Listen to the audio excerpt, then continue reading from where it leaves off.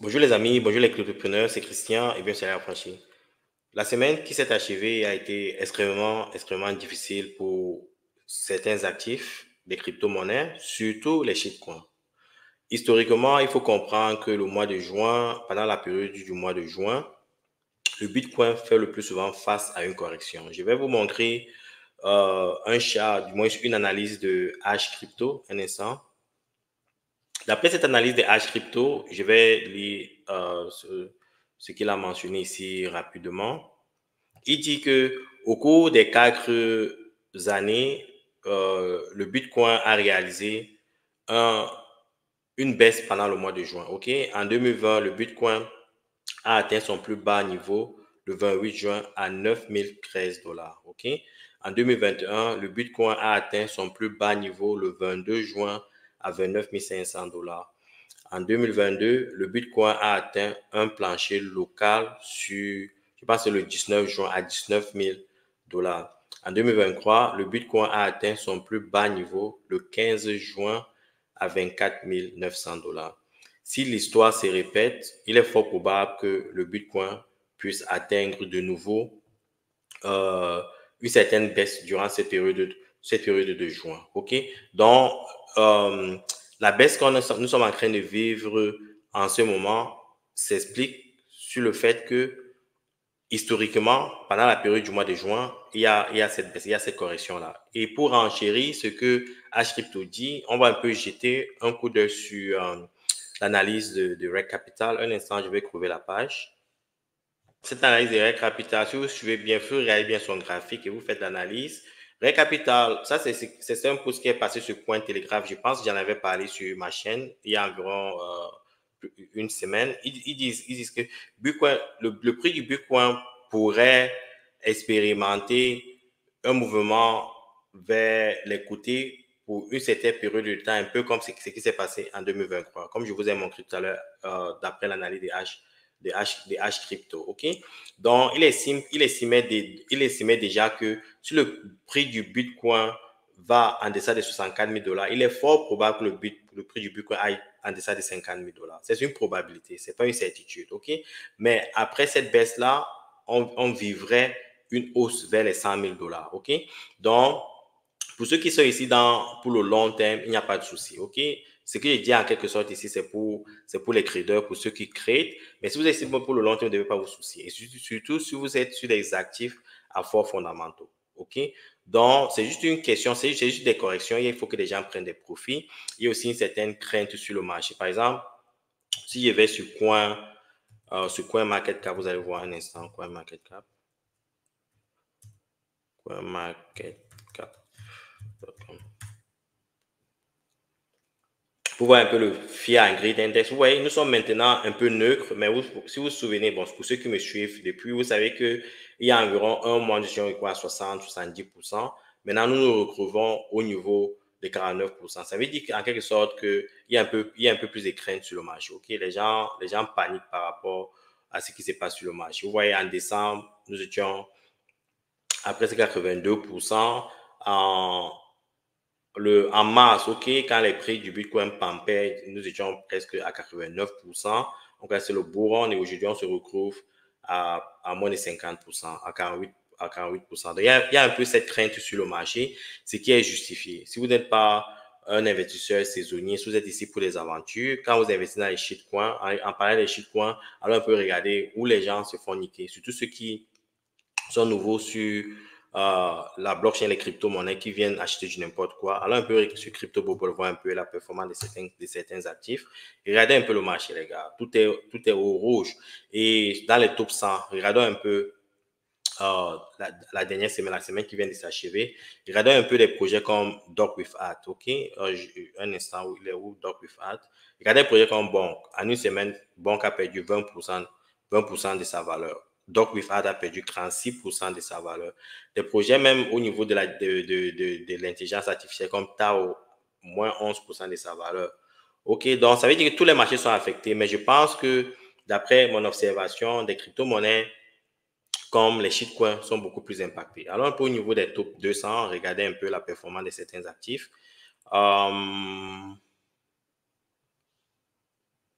Trump, OK? Moins 37% en une semaine, les gars. Ça veut dire que si vous aviez 100 dollars si vous aviez 100 dollars sur Chrome, vous retrouvez en ce moment avec 63 dollars. OK? Donc, ces actifs que j'appelle des shitcoins sont en quelque sorte un cancer pour certains investisseurs parce que c'est ici que les gens se font sérieusement arnaquer. OK? Donc, c'est pour ça que quand je vous invite à investir sur les actifs, il faut vous focaliser sur les fondamentaux. Je ne dis pas de ne pas investir sur les shitcoins, c'est juste, et ceci n'est que mon opinion, ce n'est pas un conseil financier. De ne pas investir sur les shitcoins, de vous positionner sur les fondamentaux parce que quand les fondamentaux perdent de la valeur, il est toujours fort probable que ces fondamentaux, ces projets à forts fondamentaux puissent recouvrer cette valeur-là parce qu'il y a une certaine utilité. Comme il y a de l'utilité sur la plateforme, ça prend automatiquement de la valeur. OK? Si vous, je vais aller un peu sur CoinGecko fait davantage d'analyse. Un instant. Bon, au niveau, ouais, par exemple, au niveau de la captation totale des actifs, nous sommes à 2400 milliards de dollars. Il y a environ un mois, nous sommes à presque 3000 milliards de dollars. OK? Ça veut dire qu'il y a une fuite des capitaux des marchés des crypto-monnaies. Certaines personnes ont sorti ces sous-là. Au niveau de la dominance du Bitcoin et d'Ethereum, il n'y a pas beaucoup de changements. Maintenant, allons jeter un coup d'œil au niveau des performances. OK? Ces derniers jours, le Bitcoin a perdu 5,3% de sa valeur. OK? Juste 5,3% de sa valeur. OK? Maintenant, si vous regardez les actifs comme DocWithat, 37% de leur valeur perdue. On va descendre dans le truc. Solana a perdu 14,5% 14,7% de sa valeur. Et c'est aussi un projet à fort fondamental. Ça veut dire qu'en quelque sorte, la moitié des projets, même les projets à fort fondamental, perdent de la valeur. Mais Shiba Inu, regardez, 15,3% de sa valeur. Where the dog with at 1 second. PP, 9,3% de sa valeur. Un instant. Un instant, les gars. Je vais un peu filtrer pour voir la performance des shitcoins. Un instant. Catégorie. Un instant.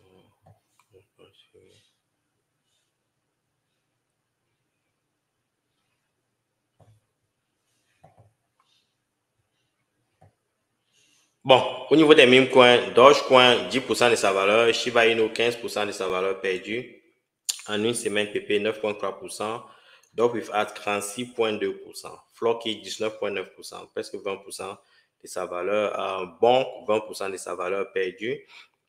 Dog Go to the Moon, 27% de sa valeur. Regardez un peu, filtrons. On voit un peu cette perte-là, les gars. Regardez un peu. Biercoin, 67,6% de sa valeur. Modai, Iggy, Mother, OK? 58, presque 60% de sa valeur. Michi, 60. Ouais, ces projets, ces shitcoins, ouais, comment, quand ces shitcoins commencent à perdre de la valeur, comment cette valeur se perd exponentiellement. Donc, c'est pour ça qu'en investissement, il faut faire vraiment attention et être des investisseurs responsables. Encore, ceci n'est pas un conseil financier, OK? Donc, maintenant, en ce qui concerne, qu'est-ce qui justifie cette baisse-là? Bon, il n'y a vraiment pas une raison spécifique qui justifie ces baisses-là. L'une des premières raisons, bon, comme vous pouvez le savoir, on le dit depuis longtemps, il y a un manque de liquidité sur le marché. Okay? Il y a un manque de liquidité sur le marché et le fait que la Réserve fédérale ne donne aucun signe pour baisser les taux directeurs et aussi la situation économique, que ce soit aux États-Unis, au Canada, un peu partout dans le monde, est un peu difficile. OK? Il y avait les tensions géopolitiques et tout ça. Donc, il y a cet institut-là et le marché n'aime pas les instituts plus souvent.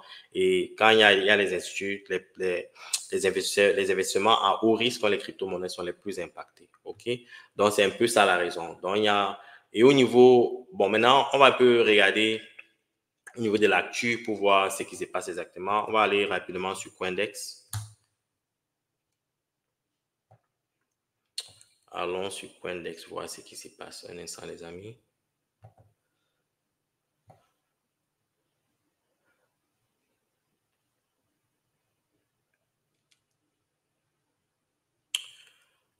Bon, en ce qui concerne les bonnes nouvelles, OK, CEO Michael Dell signal Bitcoin interest via Michael Saylor retweet, OK. Dell en Saylor, bon, Dell, vous connaissez l'ordinateur Dell, OK. Donc, il y a certains de ces CEO qui commencent à s'intéresser, commencent à retweeter certains tweets de Mark Esler. Ça veut dire que les gars sont intéressés, ils commencent à jeter un coup d'œil sur le Bitcoin. Un instant, quoi d'autre? Bon, vous savez que le Nigeria est en train un peu de s'attaquer à Binance. Et la raison pour laquelle j'avais invité quelqu'un sur cette chaîne pour nous parler. Bon, c'était une vidéo au Nigeria, vous vous souvenez, c'était un live qui parlait un peu de la situation au Nigeria. OK? Dû au fait que beaucoup de Nigérians se refugent vers le USDT parce que le Naira ne représente plus, a été imprimé de manière exponentielle et le Naira a perdu beaucoup de sa valeur et certains individus, en quelque sorte, les citoyens se réfugient sur les USDT, qui est en quelque sorte une copie du dollar américain. OK? Ce qui n'enchante pas beaucoup l'État nigérian et ce qu'ils font, c'est que comme le USDT était acheté à travers des plateformes comme OKX et Binance massivement, dont le gouvernement nigérian s'attaque à cette plateforme-là pour les empêcher de produire davantage ou bien de mettre à la disposition des citoyens nigérians les crypto-monnaies. Donc, en quelque sorte, c'est ce qu'on raconte là. Et il y a certains responsables américains qui sont allés au Nigeria pour essayer de voir comment on peut donner la liberté à ces exécutifs-là. OK? Ce qui est un peu dommage, les gars. OK? C'est un peu ça la réalité. On va regarder s'il y a une autre information à partager. Un instant, les amis.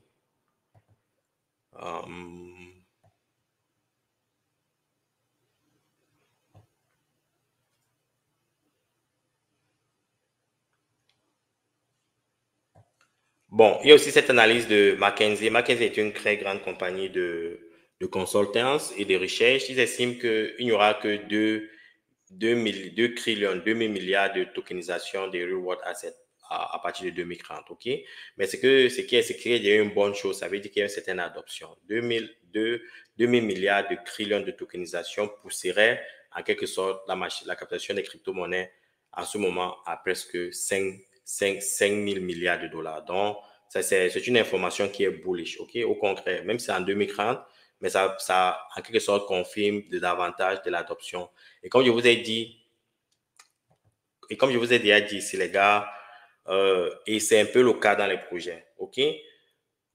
Le plus souvent, il y a une période d'analyse, de planification, il y a une période d'inception. OK? On essaie un peu de tâter le marché, juger le marché, comprendre un peu l'outil qu'on utilise. Et on va avec beaucoup de prudence. C'est un peu quand on regarde par exemple les spots Bitcoin ETF, vous voyez peut-être qu'il y a des injections de 2000 milliards de dollars, 1 milliard, 1000 milliards de dollars et tous ces trucs-là.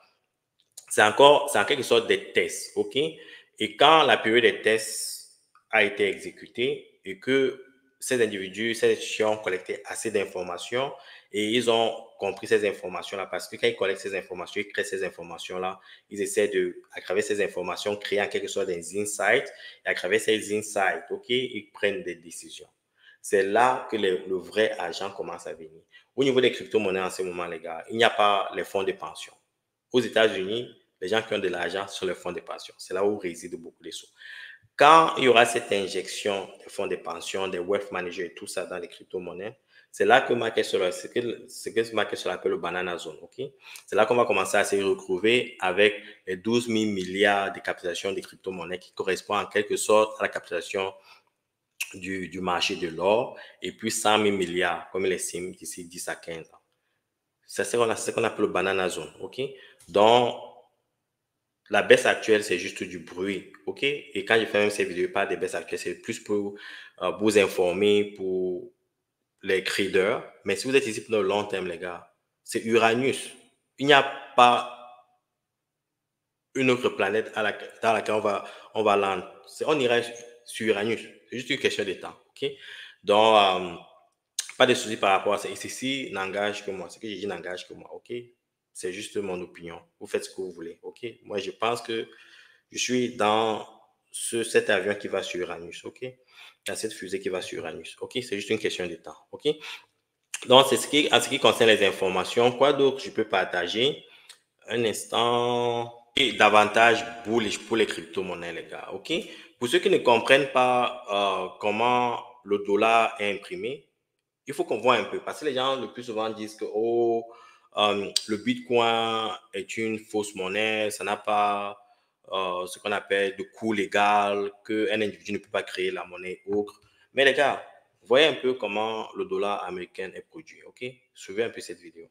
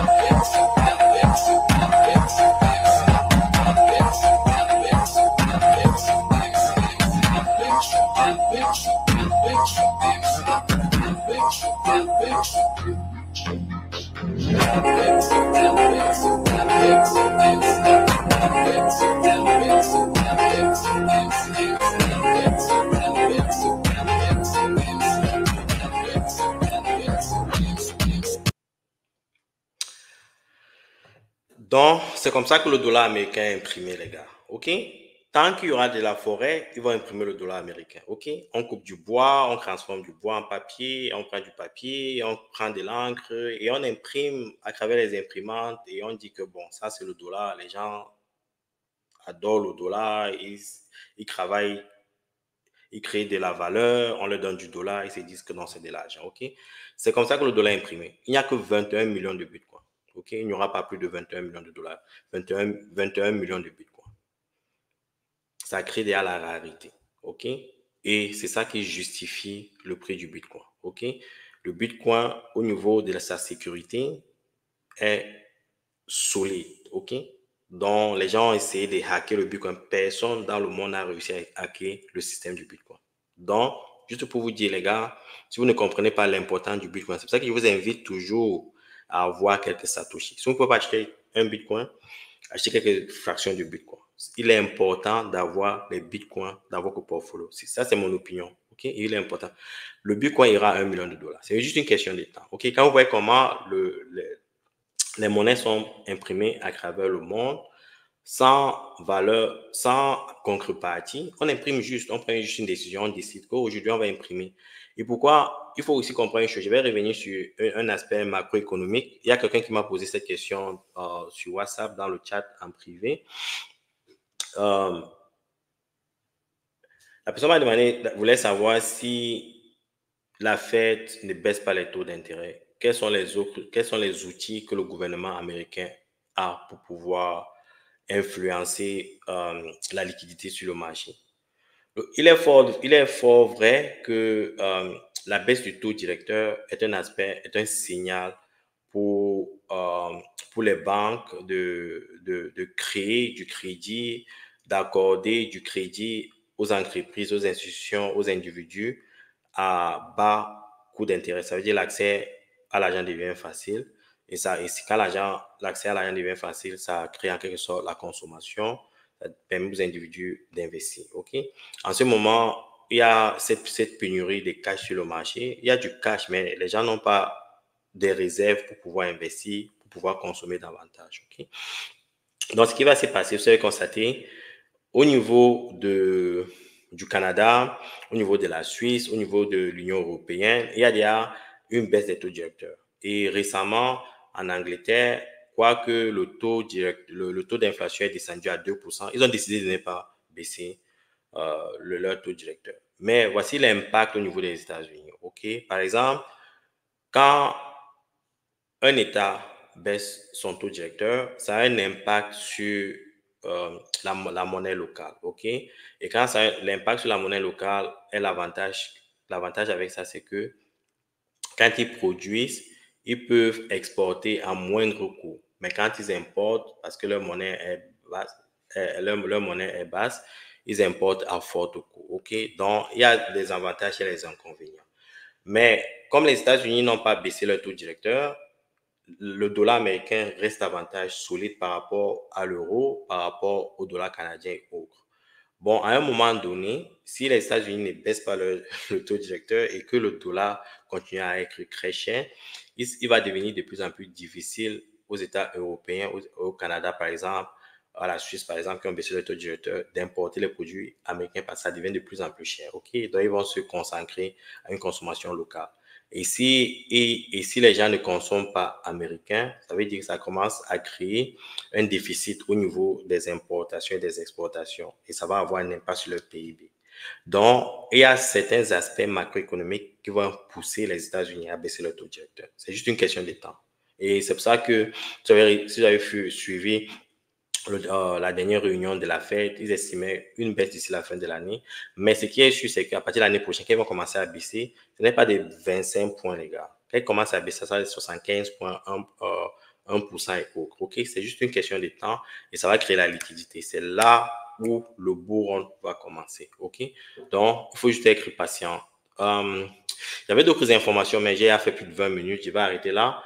Si vous avez des questions, les gars, vous savez comment me joindre. Je suis là à votre disposition. Ensemble, nous irons sur Anus. Et encore, les gars, j'insiste sur ça, si ce n'est pas un conseil financier, concentrez-vous sur les projets à forts fondamentaux. Par exemple, si vous me demandez, il y a quelqu'un qui m'a demandé, Christian, qui m'a envoyé une liste sur WhatsApp il avait au moins, je crois, 20 types de crypto-monnaies qui touchaient un peu de tout. Il y avait des bonnes crypto-monnaies, il y avait beaucoup de shitcoins. Si moi, je devais recommander 5 crypto-monnaies, par exemple. OK? 5. S'il faut choisir 5 là, OK? Je vous dirais le Bitcoin, je vous dirais Ethereum, je vous dirais Solana, OK? Et ça, je vous dirais BNB, par exemple. Je vous dirais Helium, OK? Ou bien, si ce n'est pas Helium, ça peut être Aptos, ça peut être Sui, ça peut être, quoi d'autre? Je vais aller dans la liste rapidement. Je vais partager l'écran pour qu'on le voie ensemble. Si je devrais recommander des crypto-monnaies pour des personnes sérieuses, voici ce que je recommanderais. Un instant.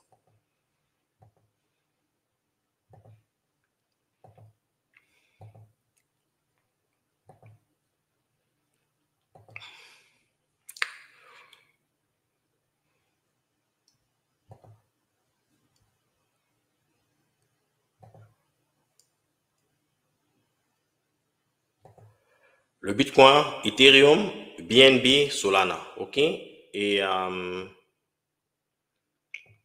Toncoin, c'est un bon projet.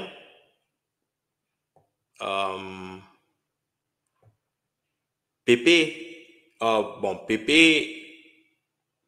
peut encore produire quelques miracles, mais pas pour le long terme. Shiba aussi, ce sont des projets qui sont à démarquer. Bon, Shiba est encore ici, ça veut dire que Shiba a encore des opportunités. Ça, c'est pour les amours des shitcoins. Moi, je n'ai pas Shiba, je n'ai pas PP, je n'ai pas de shitcoins, les gars. Donc, quoi d'autre? Nier Protocol, c'est un bon projet. Je l'aurai dans mon portfolio. J'aurai Polygon dans mon portfolio. Parce que c'est des projets fondamentaux. Caspar est un bon projet. Fetch AI, un bon projet. Donc, il y a beaucoup de bons projets. Mais maintenant, pour revenir sur ce que je viens de dire, si je devais avoir 5 cryptos actifs dans mon portfolio, voici les 5 cryptos que j'active que j'aurai. Le Bitcoin, Ethereum, BNB, Solana. Je vais choisir un dernier, un instant. Et je mettrai peut-être quelque chose lié à l'intelligence artificielle. Je choisirai entre, par exemple, Chainlink. Je choisirai entre Chainlink, Fetch AI et Render. OK? Et Render. Si je dois choisir 5, si j'aurais Solana, Bitcoin, Ethereum, BNB, je mettrais Render, Fetch AI, par exemple. OK? Ou Toncoin, des trucs comme ça. OK? Parce que ce sont des projets qui seront ici dans les 10 prochaines années. Et si je me trompe sur les 5, je sais qu'au moins, il y aura un ou deux qui seront ici dans les prochaines années. Par contre, je suis sûr d'une chose, c'est que 95% à 99% de tous ces projets s'y mourront. C'est tout ce que je sais. OK?